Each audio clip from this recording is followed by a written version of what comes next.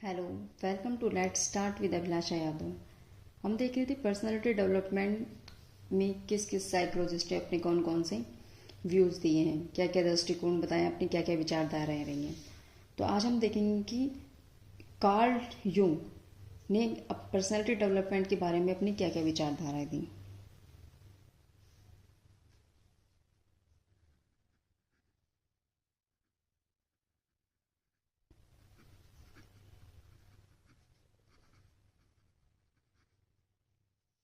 Karl Jung ने बताया कि पर्सनालिटी डेवलपमेंट करने के लिए जो ये पर्सनालिटी की स्टेजेस फ्राइड ने और एरिक्सन ने बताई थी, वैसे ही कुछ डिफरेंट स्टेजेस बताई, परंतु इन्होंने अपनी जो स्टेजेस हैं उनको एक ऐसे सेट में नहीं रखा। इन्होंने ये किया कि जो मिडल एज है पर्सनालिटी डेवलपमेंट के लिए वही ज़्यादा ज़रूरी बताई। तो इन्होंने मेन 4 स्टेज के बारे में बताया: childhood, young adulthood, middle age और ओल्ड एज। तो सबसे पहले बात की इन्होंने चाइल्डहुड की। इन्होंने बताया कि ये पर्सनालिटी डेवलपमेंट की सबसे पहले स्टेज होती है। इसमें कॉन्शियसनेस जो पूर्णतः डेवलप नहीं हो पाती, इसमें अनकॉन्शियस की ज़्यादा प्रबलता होती है। इस अवस्था में पूर्ण रूप से अंतः शक्ति छिपी रहती है। युंग ने इसे इस अवस्था के बारे में बताया कि ये 3 तरीके की इसमें पार्ट्स होते हैं। पहला बताया एनार्किक। एनार्किक मतलब अराजक। अराजक क्या होता है? अराजक के जो स्टेज है, इसमें जो बच्चे होते हैं उनमें कॉन्शियस एक्सपीरियंस आपस में रिलेटेड नहीं होते, जिसकी वजह से वो उन्हें रिकॉल नहीं कर पाते। सेकंड इन्होंने पार्ट बताया मोनोआर्किक,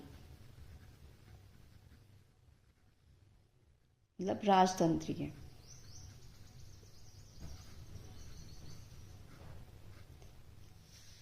इसके बारे में बताया कि जब ये स्टेज होती है, इसमें बच्चे में अपने ईगो का डेवलपमेंट होता है और उनकी थिंकिंग अधिक लॉजिकल हो जाती है और वो वर्बली अपने जो विचार होते हैं उनको व्यक्त करने लग जाता है। थर्ड पार्ट इन्होंने बताया डुअलिस्टिक। डुअलिस्टिक मतलब द्वैतवादी।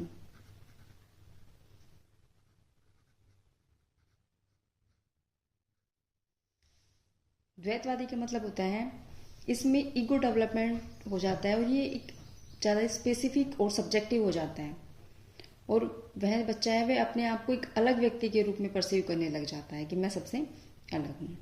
नेक्स्ट स्टेज बताई उन्होंने यंग एडल्टहुड की। यंग एडल्टहुड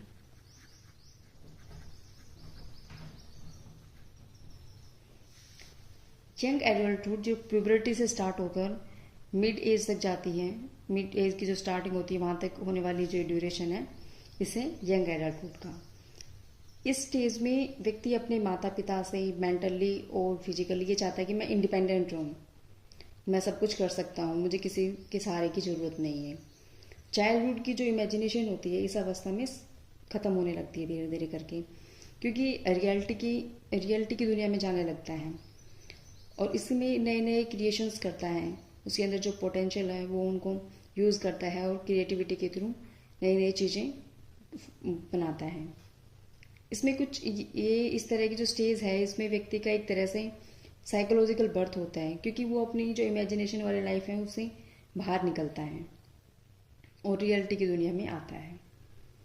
यूंग ने बताया कि जो एक्सटर्नल ऑब्जेक्ट्स हैं वो अगर उन पे ज़्यादा फोकस करता है, बाहर की दुनिया में लोगों से सोशल होना शुरू करता है, तो उससे उसकी पर्सनालिटी एक्सट्रोवर्जन के रूप में फॉर्म हो जाती है। और इसमें क्या है, व्यक्ति की कॉन्शियस के बारे में ज़्यादा बताया गया है कि कॉन्शियस की जो रोल होता है वो काफ़ी इम्पोर्टेंट होता है और वो कुछ चैलेंजेस करने शुरू करता है और उसमें अराउजल होने लगती हैं, जिससे कि उसमें नए होप्स आती है, नए अचीवमेंट्स करता है और उसी वैसे ही एक्सपेक्टेशन व्यक्ति के सामने होती है। फिर नेक्स्ट बात की इन्होंने मिडल एज। मिडल एज मध्य अवस्था, ये अवस्था जो होती है शुरुआती दौर में मतलब 35 से 50 साल तक की होती है। ये थर्ड स्टेज बताई।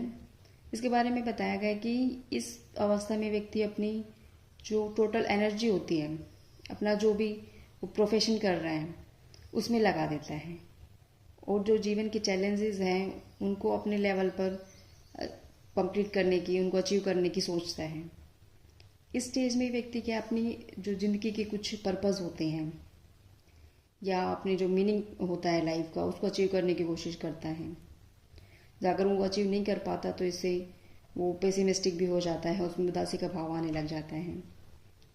और जब ऐसा कंटिन्यू रहता है, वो जो पेसिमिस्टिक हो जाता है तो उसे लगता है उसका कोई सहारा नहीं है, तो अपने आप को अकेला फील करने लग जाता है।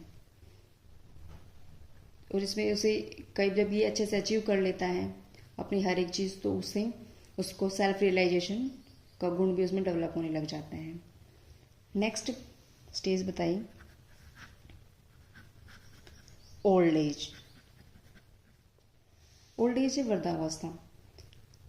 कार्ल युंग ने इस अवस्था को बताया कि जिस तरह से क्या होता है कि मतलब शाम के टाइम सूर्य का चमकीलापन काफ़ी कम हो जाता है, उसी तरह से इस स्टेज के बारे में बताया कि व्यक्ति की जो कॉन्शियस एक्टिविटीज़ होती है वो कम होने लगती है और धीरे धीरे अनकॉन्शियस में डूबने लगता है और उसी में गायब होते चले जाता है। कार्ल जुंग ने पर्सनालिटी के एक्सट्रोवर्जन और इंट्रोवर्जन 2 टाइप्स के बताए हैं और उन्होंने पर्सनालिटी के बारे में जैसे ईगो होता है, इसमें एनिमा है, एनिमस है, शैडो, इन सब के बारे में बताया है। तो मेन की 4 तरीके की स्टेज बताई जिनमें पर्सनालिटी फॉर्म होती है। और इन्होंने बताया कि जैसे फ्राइड ने बताया था कि ये एक मतलब डिटर्मिनिस्टिक टेक्निक होती है कि मतलब हर चीज़ पहले से निर्धारित हो, जो चाइल्डहुड के एक्सपीरियंस होते हैं उन्हीं से डिटरमाइन की जाती है पर्सनालिटी। जबकि जंग ने बताया कि मतलब उन्होंने फ्राइड के विचार को नकारा नहीं, परंतु ये बताया कि जैसे ये एक तरीके का पर्पजिव व्यू होता है, उद्देश्य के साथ एक विचारधारा बनती है जिसमें पर्सनालिटी का वैसे ही बनती है जिसके लिए उसको व्यवहार न केवल पास्ट के एक्सपीरियंस है बल्कि उसके जो भविष्य में जो उसने एम्स, अपने गोल्स सेट किए हैं उनको भी जो डिटरमाइन करता है, वैसी पर्सनालिटी फॉर्म होती है। तो आज हमने जाना कार्ल जुंग का विचारधारा क्या थी पर्सनालिटी डेवलपमेंट के लिए। Thank you.